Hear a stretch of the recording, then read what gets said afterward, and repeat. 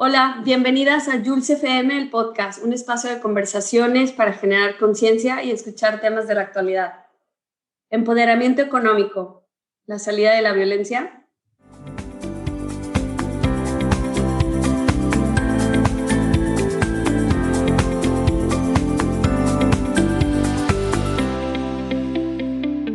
Hoy tenemos como invitada a Daniela Eugenia Olvera Rosillo, licenciada en Diseño Industrial por la Facultad del Hábitat de la Universidad Autónoma de San Luis Potosí.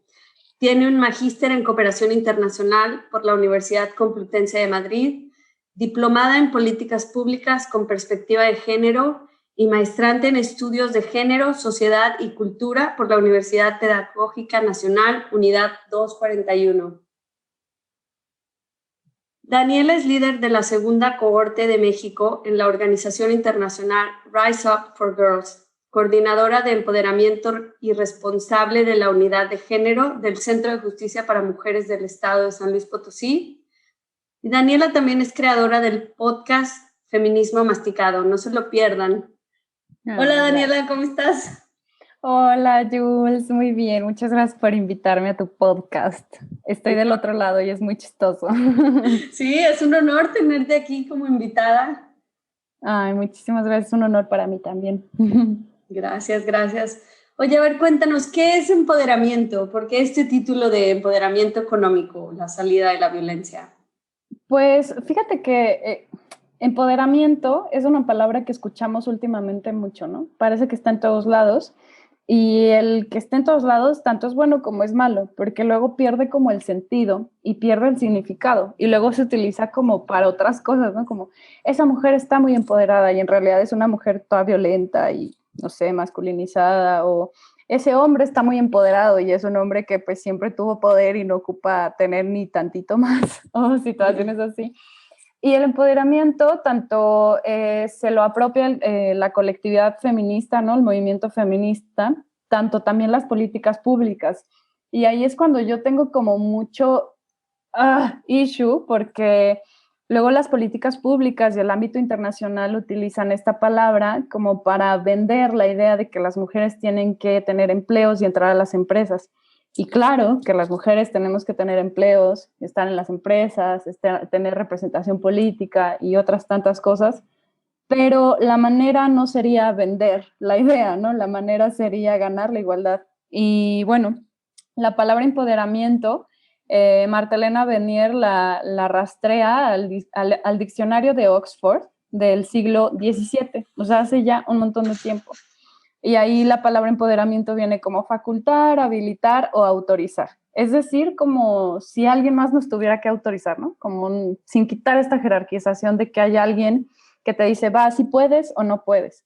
Y justo viene de la palabra en inglés empower o de empowerment, ¿no? Del sustantivo empowerment. Y pues esto también significa dar poder, conceder a alguien el ejercicio del poder. Y creo que ahí la palabra poder es la que tiene como el problema del empoderamiento. ¿Por qué? Porque el poder ha sido entendido como algo de hombres, ¿no? O como algo incluso de guerra, o como algo opresivo. Y pues la idea del empoderar a mujeres o de que las mujeres se empoderen, pues no es una opresión hacia los hombres, ni mucho menos a la gente, ¿no? En general. Más bien, a mí me gusta mucho la autora Naila Kader. Ella dice, no podemos concebir el empoderamiento sin el desempoderamiento. Es decir, el desempoderamiento desde la idea de haber sido discriminadas, vulneradas, violentadas en alguna esfera de nuestras vidas. Y esa es otra, ¿no? Que las esferas de nuestra vida son demasiadas y no solo es la económica. Es decir, yo puedo tener un trabajo, pero me pudieron haber violentado sexualmente, ¿no? Y la idea no es como, ay, consigues un trabajo y ya todo se corrige. Pues no, porque yo ya tenía el trabajo. Y mucho menos que si realmente es que necesito un trabajo, yo entre a la lógica capitalista o yo entre a esta lógica masculinizada y que me sigan violentando, ahora no en mi pareja, sino con mi gente, mi jefe o mis compañeros, ¿no? De operarios, etcétera. Entonces, pues desde ahí se rastrea, o sea, empoderamiento se ha utilizado para muchos grupos vulnerados precisamente, y también incluso, por ejemplo, el movimiento abolicionista, ¿no? El empoderamiento de la raza negra, etcétera. o los feminismos negros, que también son súper importantes y valiosos para el movimiento feminista. ¿Por qué? Porque se da a conocer que no todas somos iguales. Y precisamente a mí me encanta como posicionar el empoderamiento justo también interseccional, ¿no? Que no solo es una parte, sino que se tienen que tomar en cuenta muchas otras. Y bueno, la ONU tiene en su agenda de los Objetivos de Desarrollo Sostenible, en el objetivo 5, lograr la igualdad entre los géneros y empoderar a todas las mujeres y niñas.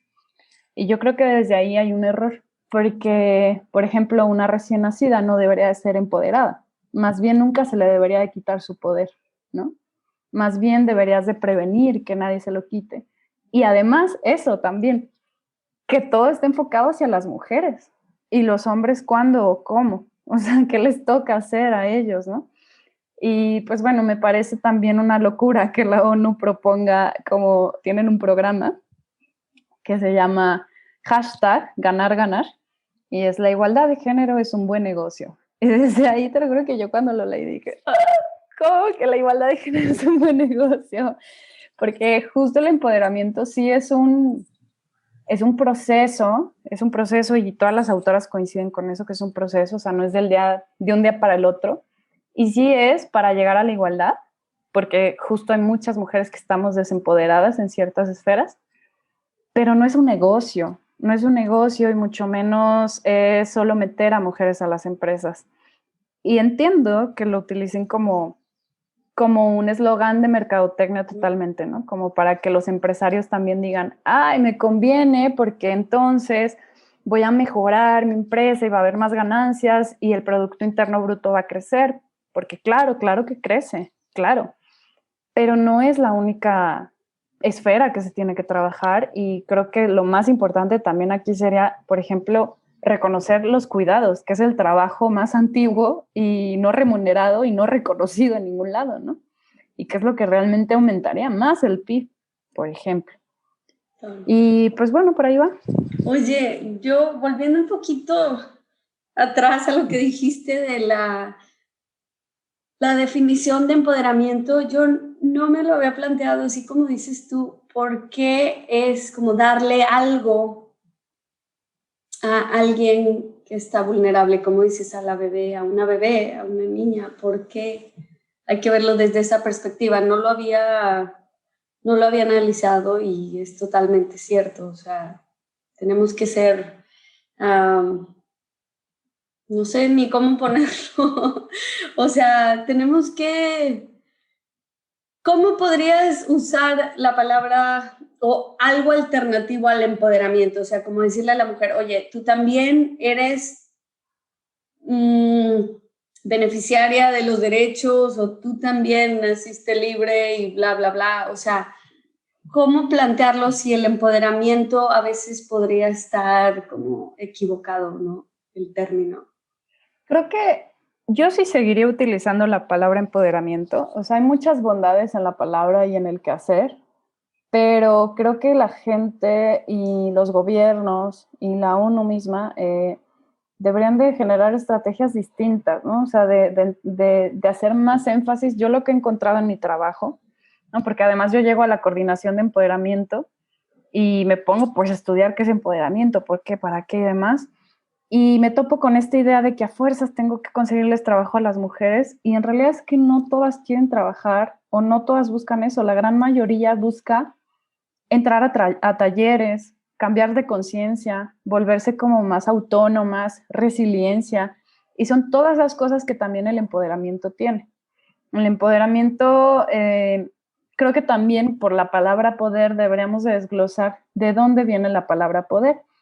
Y justo hay ciertas maneras de ver el poder, ¿no? O sea, un poder para ser con otras personas, de liderazgo, y no es el poder que era lo que te decía, no es el poder que tenemos entendido como sobre otras personas, porque eso no es empoderamiento. Y justo me decía hace poquito una amiga que ella es maestra, es educadora, y me decía, es que tengo dos grupos, ¿no? Uno de una escuela como muy privilegiada, son niños y niñas de kinder, como de familia como muy buena y como de clase social alta. Y tengo otro grupo de niñas que tienen 10 a 15 años más o menos, y son niñas que están en una casa hogar y que fueron violentadas. Y entonces no sé bien cómo aplicar las cosas, o sea, como la perspectiva feminista, porque se me hace como, pues como que los niños chiquitos y las niñas chiquitas del kinder no me entienden, o como que dicen, ¿por qué me hablas de violencia? ¿No? Si yo, o sea, no entiendo.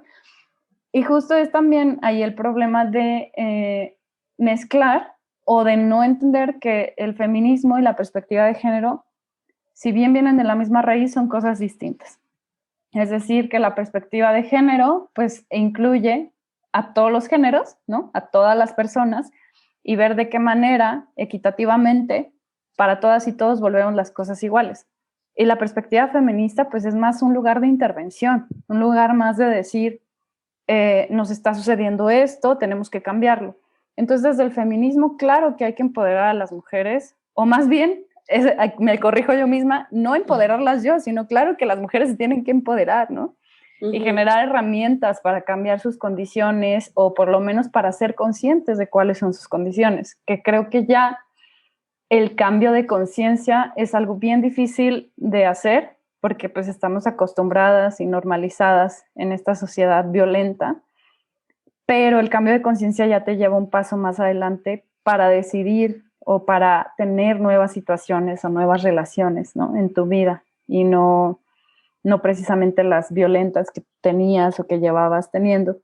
Entonces sí creo que se ha discutido esta palabra empoderamiento, se ha utilizado también potenciar, ¿no? Y potenciar, pues, es algo más, y es algo que también esta Venier dice, que potenciar viene más desde una cosa, ¿no? Como de una máquina, como una cosa, ¿sí? Y si nos cosificamos, pues todavía está peor. Claro. Entonces yo creo más en reivindicar, ¿no? Justo los feminismos lo que han venido haciendo es reivindicar. Por ejemplo, veía un mural de una chica que hizo aquí en el Museo de Arte Contemporáneo, y todo el mural estaba pintado de perra, perrita, bitch, ¿no? Y yo al principio dije, ay, ¿por qué pone tanto perra? Y entonces ella decía, hay que reivindicar la palabra perra, porque se nos ha dicho que perra está mal, pero porque no es negativo. Perra es algo chido, o sea, y que es algo bueno y que eres una mujer chingona, ¿no? Y justo creo que necesitamos apropiarnos de la palabra y decir, no, el empoderamiento no solo es económico y el empoderamiento no es para el PIB, sino que el empoderamiento es como colectivo, ¿no? Porque eso también tiene un gran componente colectivo para cambiar de conciencia, para resistir, y no solo resistir, sino cambiar las condiciones en las que vivimos.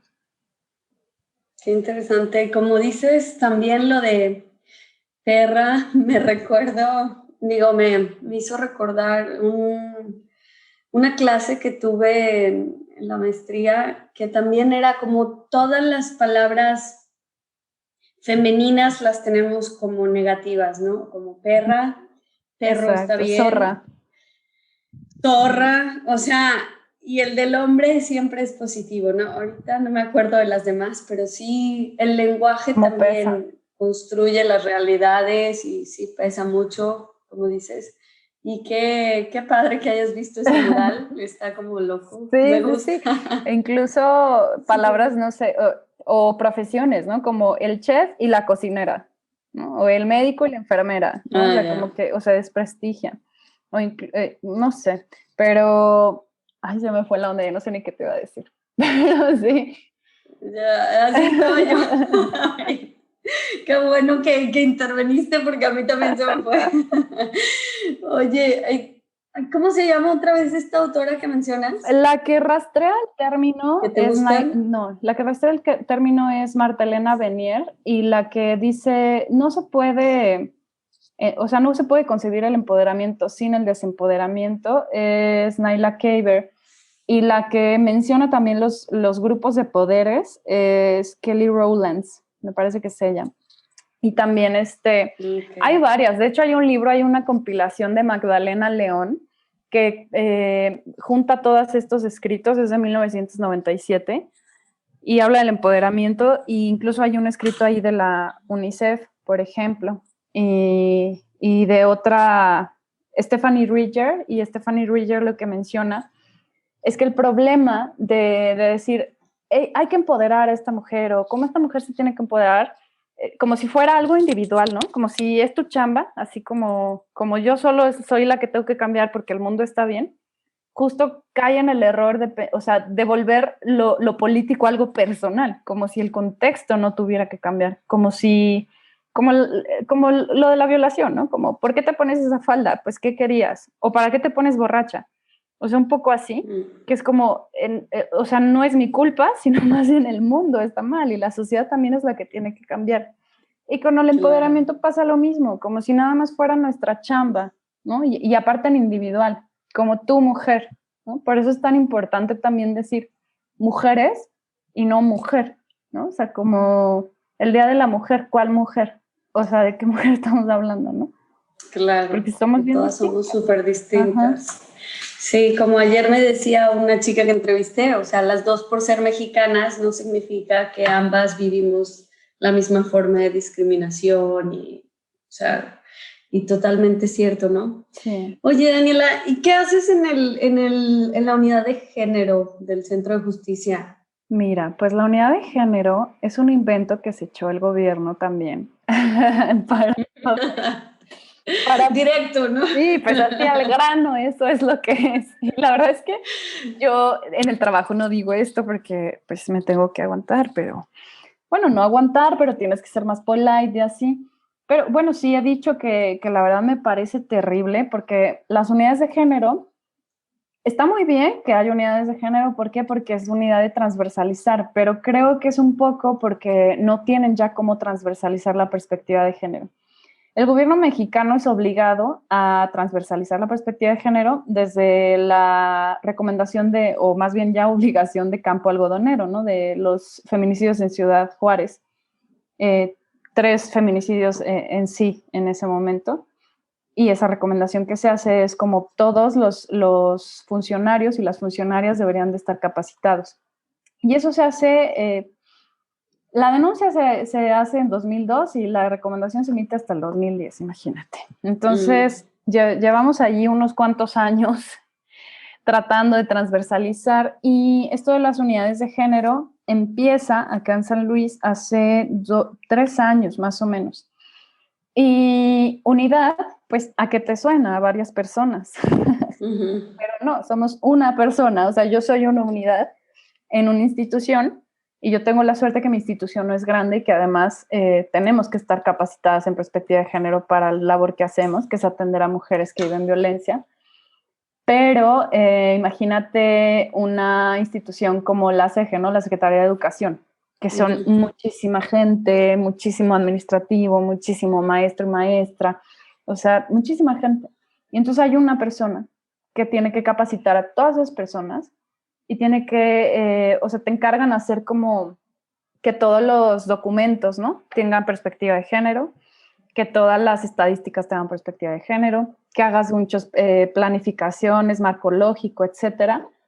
Y todo eso es por honor, ¿no? Y además tienes que tener una coordinación o tienes que tener una jefatura y hacerlo como un cargo honorífico.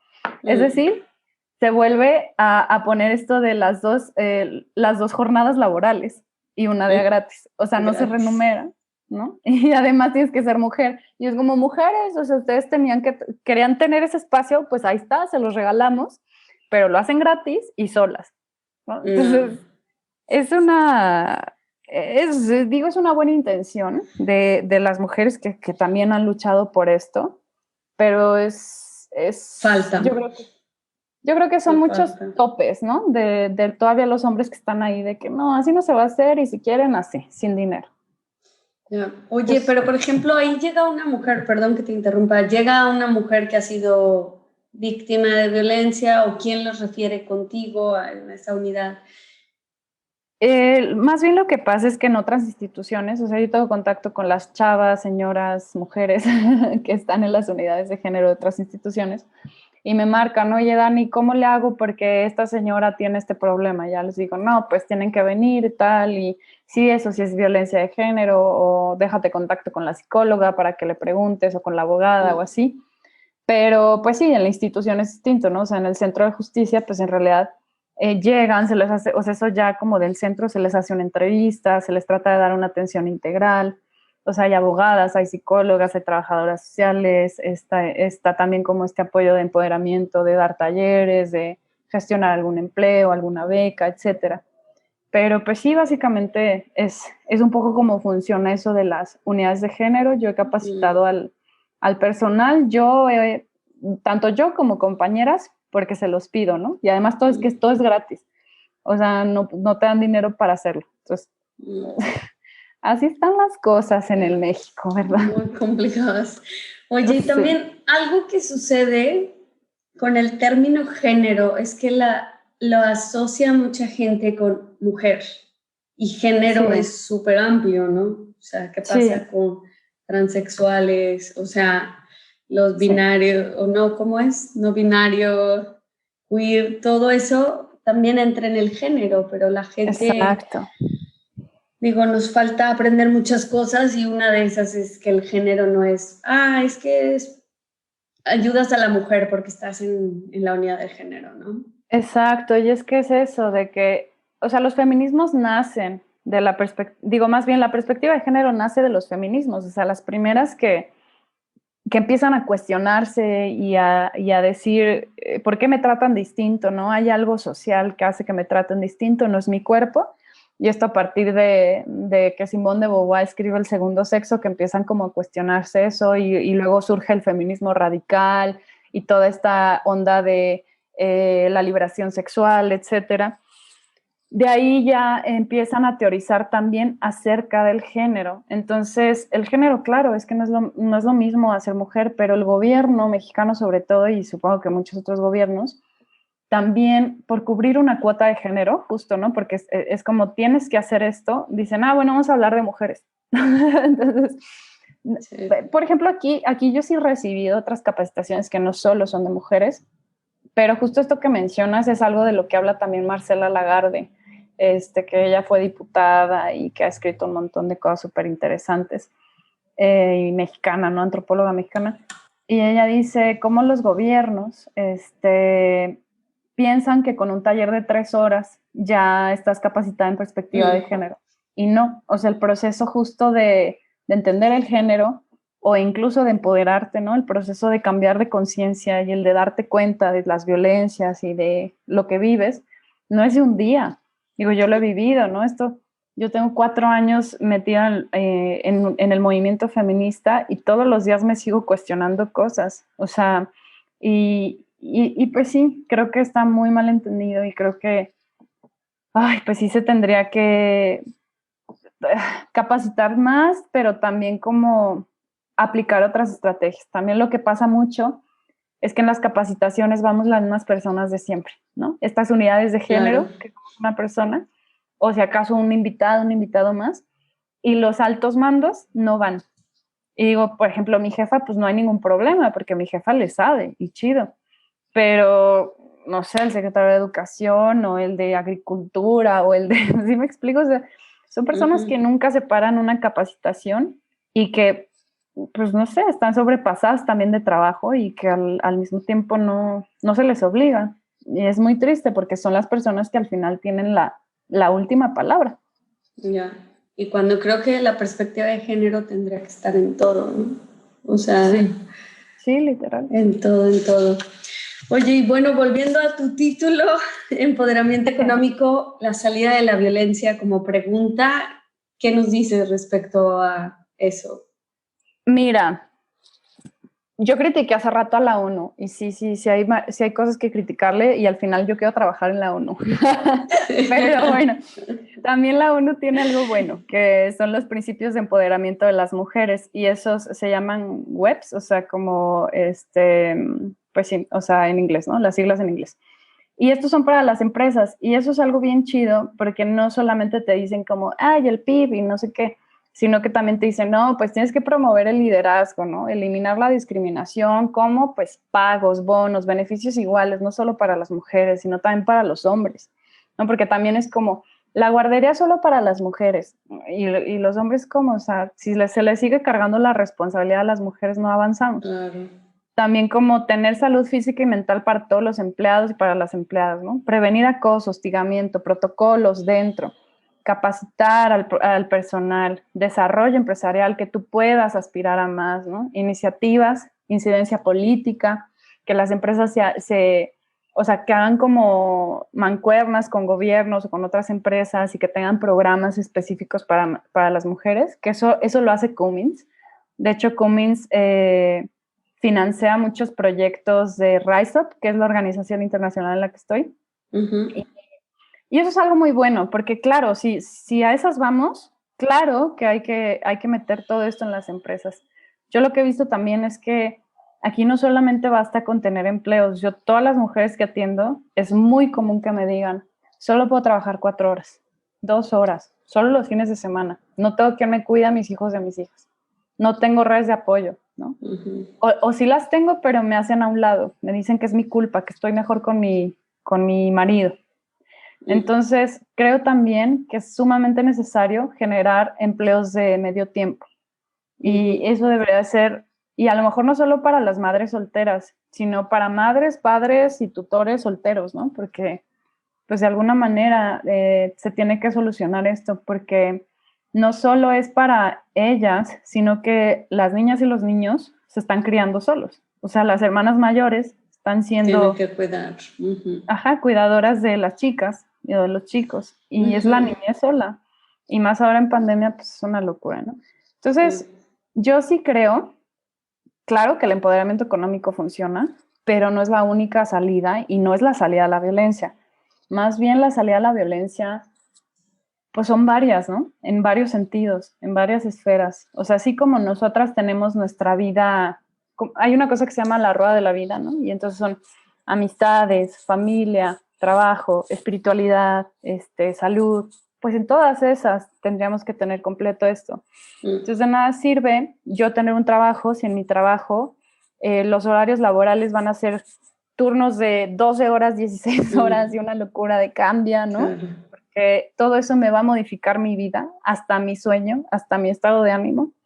De nada sirve también si llego y no hay transporte y entonces tengo que caminar a las 3 de la mañana en la periferia, ¿no? Sola como mujer para llegar al transporte. Claro.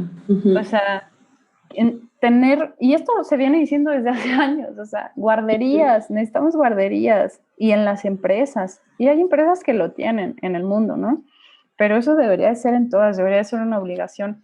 Y paternidad y todo. O sea, y obviamente la paternidad responsable, luego este tema del aborto social, ¿no? De que por qué las mujeres quieren el aborto.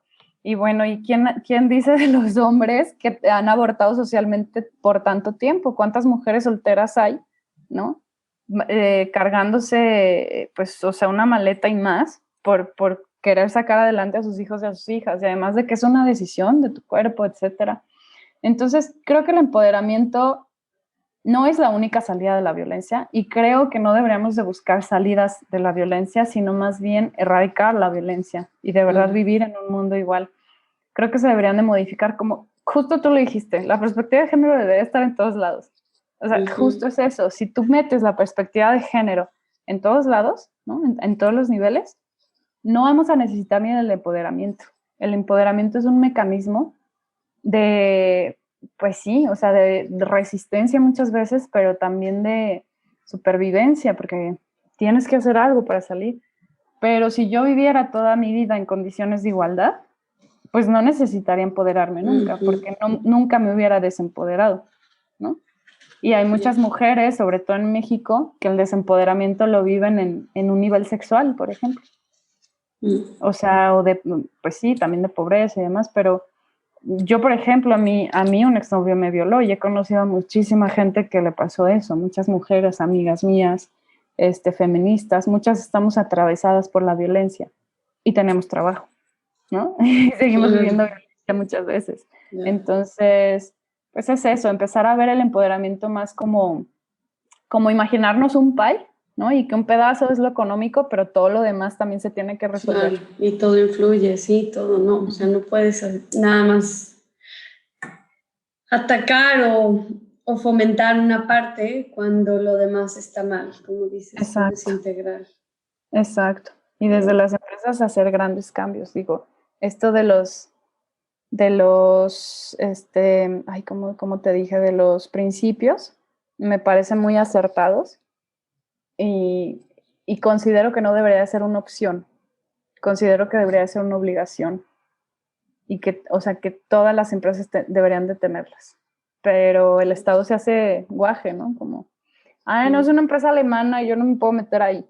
No, pero si le das todo el territorio y si nos pones la mano de obra súper barata y ahí estamos metidos la mitad del día, ¿para qué? Al final es una colonización. Claro, las nuevas formas de colonización, ¿no? Exacto. Pues así está la cosa. Pero bueno, pues ya para concluir, no sé qué mensaje tienes para la audiencia el día de hoy. Que ya diste muchos mensajes. Sí. Muy educativo. No. Yo creo que yo siempre lo que recomiendo es aprender a cuestionarnos todo.